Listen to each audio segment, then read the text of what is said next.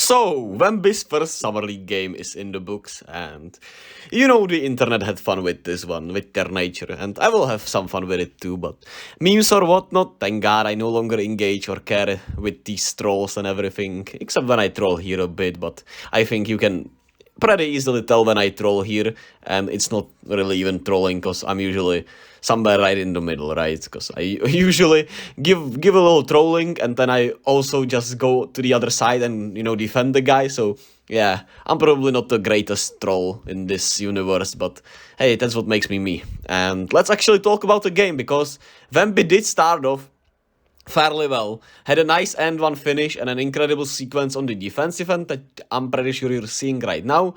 And yeah, on the defensive end, I'm not worried at all, man. That guy, as long as he's gonna be healthy, which we have all read, I'm not sure if all, but I have read these articles that he's taking care of his body. The broadcast has been talking about it, that he's taking care of his body so it preserves, and has been for some time, which is just, masterful attitude and just hey, you can see what he's made of, at least attitude-wise.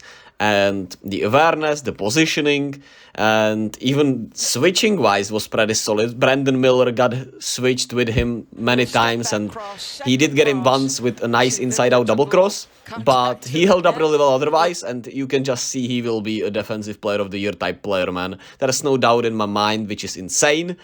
That's probably his, lowest ceiling.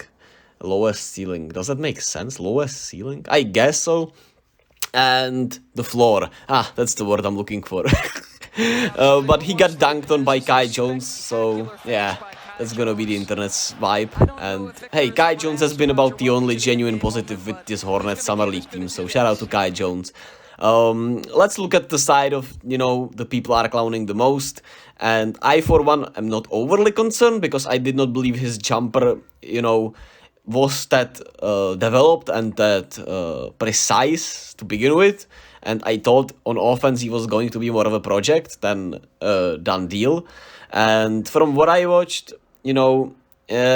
the shot is a little funky. He's not as confident in his shot, and was not as confident in his shot today. I think he was in his head a little bit, a little nervous with his first game in the NBA, even though, of course, it's Summer League, but it's his first official game as a Spur, pretty much, and, nerves can get you.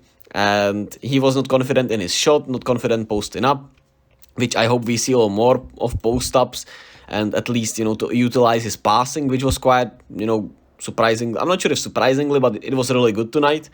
And he pretty much played as a forward tonight, not enough rolls to the rim, which, to be fair, he played like this in France, so it makes sense. He was standing in the corners a lot of the positions and on the perimeter, which we knew would happen based on what he did in France.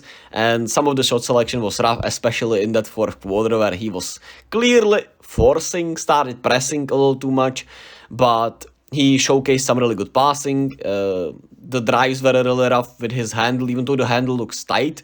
Once he got into the paint, he always got double teamed, and he always just, it looked like he was gonna fall every damn time he was trying to get into the paint with that crossover. And he got double teamed or trapped every time, which resulted in a lot of ugly possessions. Either a turnover, either some weird shot, or just overall weird falls. And he was also bringing the ball up the court, some dribble handoffs, which were great. The screens, I'm not sure. Some of them were good, some of them were bad. So somewhere in the middle, at least, he has the attitude that he wants to set those screens. He just needs to get a little better at it, which, hey, with his attitude, I know he will. And he himself said that I did not know what I was doing out there, so yeah. Otherwise, shout out to Malachi Branham and Blake Wesley. They were pushing the pace really well. Didn't shoot the ball as efficiently as I thought they did, but I don't know, they looked solid defensively to me and looked fairly well. And I'm excited to see them in the league next year. They're second-year players both. And Julian Champagne, he looks like an NBA player, and he has his contract with the Spurs, so that is nice, and he looked really well in all these 3 games that the Spurs have played so far. And on Charlotte's side, to not just make this about Wemby, even though it's pretty much all about Wemby, Brandon Miller was as aggressive as we have seen him be so far in this summer league, in these 3 games, but he didn't shoot the ball efficiently. But I liked his approach way more, and I liked, the body language way more, and the shots will fall. I'm confident in his jumper, and yeah. What also doesn't help him is that this Hornet Summer League team is just full of ball hawks and guys that are not enough willing passers. And I have not been impressed with Nick Smith Jr. in these games, and for that matter, pretty much no one besides Brandon Miller and Kai Jones. And with Kai Jones, especially defensively, and Brandon Miller's defense has been worse than I anticipated, but he has had his flashes.